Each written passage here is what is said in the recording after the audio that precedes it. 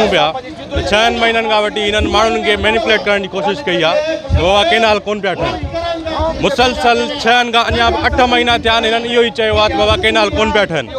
सिर्फ़ु 2 ॾींहं थिया आहिनि जेॾीमहिल ही अवाम असांजी सिंधी अवाम मज़ामत ते लही आई आहे, अवाम हिननि जे कंट्रोल मां पई वञे, तॾहिं ही हाणे ॻाल्हि था कनि त बाबा केनाल ठहनि पिया।